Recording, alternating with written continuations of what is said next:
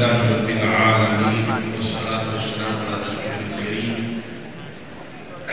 وعلى آله وأصحابه أجمعين. الصلاة والسلام عليك يا سيدي يا خاتم النبيين وعلى آلك وأصحابك يا سيدي يا خاتم المعصومين.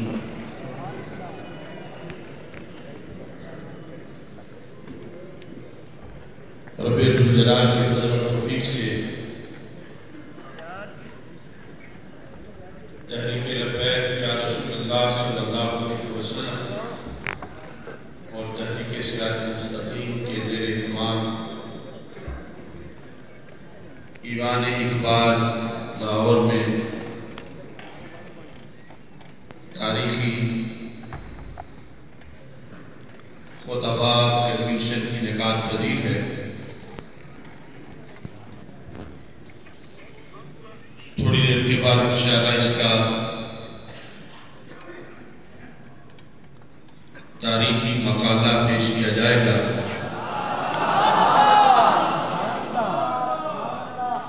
اس وقت اس خطبہ کنونشن کا اعلامیہ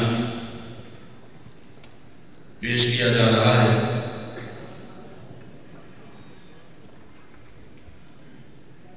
یہ اعلامیہ کی 11 شقیں ہیں اور ہر شق پر آپ حضرات کی منظوری درکار ہے اور اس کے بعد یہ اعلامیہ پریس کو دیا جائے گا.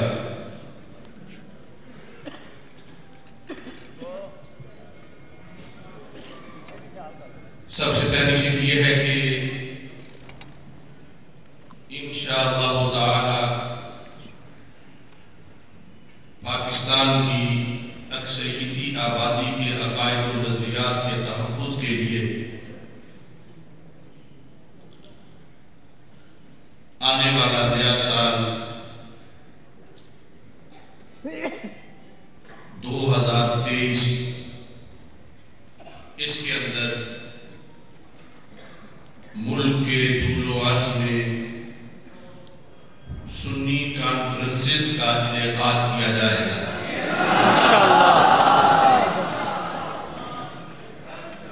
آپ سارے حضرات اس کی تائید کرتے ہیں انشاءاللہ. ہماری تمام تر جد و جہد، عبادات، اعمال صالحہ سب کی قبولیت کا مدار صحت عقیدہ پر ہے اور اس وقت عقیدے پر بڑے تند و تیز حملے ہو رہے ہیں. اس کے مقابلے میں تحفظ کا فریضہ پہلے سے بھی کہیں زیادہ ہو چکا ہے. اس بنیاد پر ان کانفرنسز کا انعقاد اس ٹائٹل کے ساتھ ناگزیر ہے اور انشاءاللہ ملک کے بڑے بڑے شہروں میں بڑے مقامات پر یہ کانفرنسیں منعقد ہوں گی انشاءاللہ.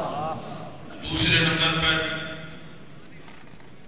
جو مرکزی کانفرنس ہے آل پاکستان سنی کانفرنس، اس کا انعقاد انشاءاللہ 19 فروری کو آنے والے سال میں جو چند دنوں کے بعد شروع ہو رہا ہے 19 فروری کو مینار پاکستان پہ انشاءاللہ کیا جائے گا انشاءاللہ.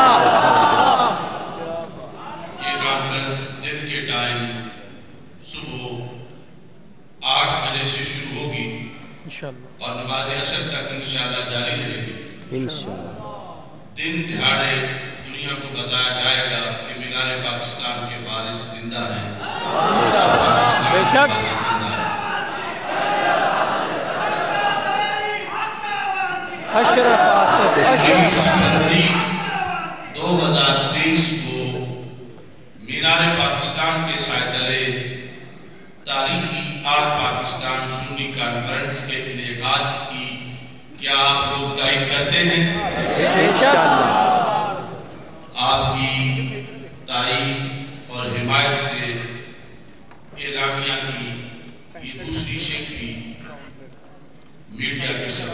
جا رہی ہے۔ انشاءاللہ اس کانفرنس کی تیاری کے لیے کنونشنز کا انعقاد کیا جائے گا، اور اس سلسلہ میں 22 جنوری کو جامعہ جلالیہ رضویہ مظہر الاسلام داروغہ والا لاہور میں خصوصی طور پر ہمارے فضلاء کا قوت اسلام کنونشن منعقد ہوگا انشاءاللہ۔ نمبر 4، سن 2023 کو تحفظ عقیدہ ختم نبوت و ختم معصومیت کے طور پر منایا جائے گا انشاءاللہ۔ اس کی بھی آپ لوگ حمایت کرتے ہیں انشاءاللہ۔ 5ویں نمبر پہ خطبہ کنونشن ملک میں پائی جانے والی دہشت گردی کی حالیہ لہر پر تشویش کا اظہار کرتا ہے اور حکومت اور سیکیورٹی فورسز سے بھرپور مطالبہ کرتا ہے کہ دہشت گرد کسی نرمی کے مستحق نہیں ہیں، ان کے نیٹ ورک کو مکمل طور پر ختم کیا جائے۔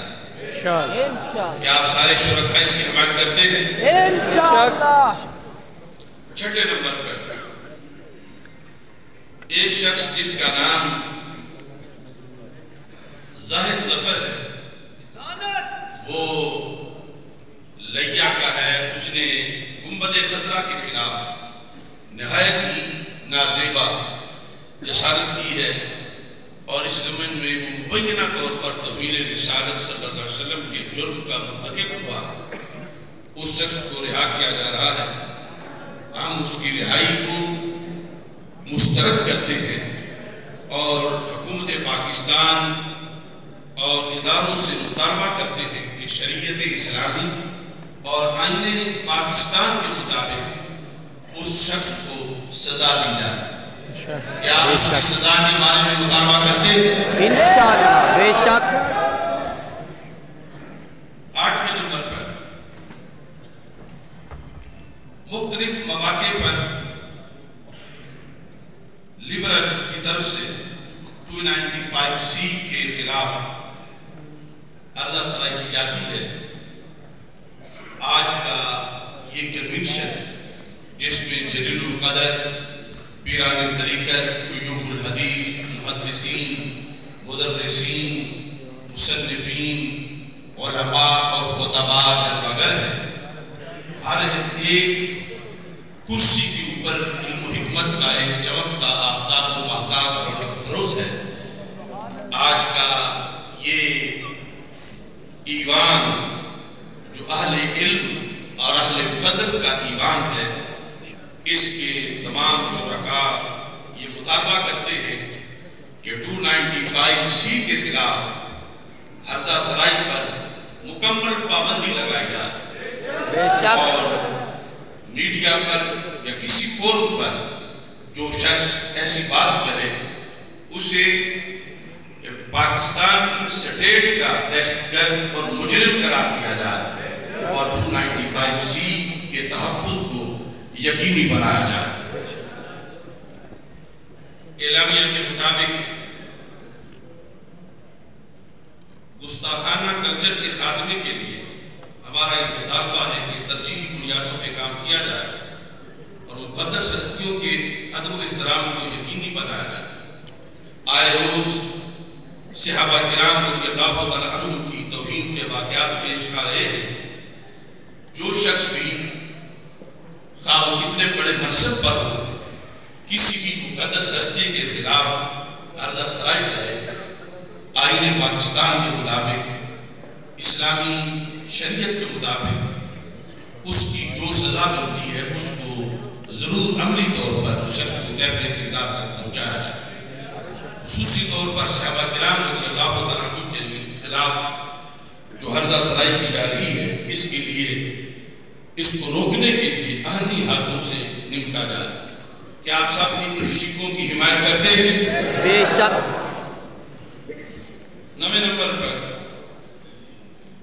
آج کا یہ کنونشن مطالبہ کرتا ہے کہ غازی علم الدین شہید اور غازی ممتاز حسین قادری شہید رحمۃ اللہ علیہما جیسے غازیوں کے دن سرکاری سطح پہ منائے جائیں اور ان کے فلسفہ عشق کو نوجوانوں کے لیے عام کیا جائے۔ بے شک 10ویں نمبر پر سود کے خاتمہ کے لیے عملی طور پر اقدامات کیے جائیں اور اس سلسلہ کے اندر جو رکاوٹیں ہیں ان کو بے نقاب کیا جائے اور امت کا یہ جو متفقہ فیصلہ ہے قرآن و سنت کی روشنی میں پاکستان میں عملاً اس کو نافذ کیا جائے۔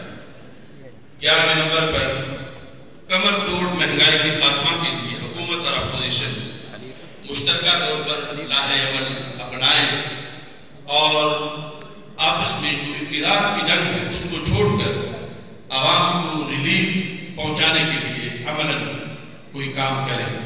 کیا آپ ان شکوں پر آپ سب اتفاق کرتے ہیں؟ انشاءاللہ۔ یہ مختصر اعلامیہ تھا، اس کے بعد انشاءاللہ آج جو خصوصی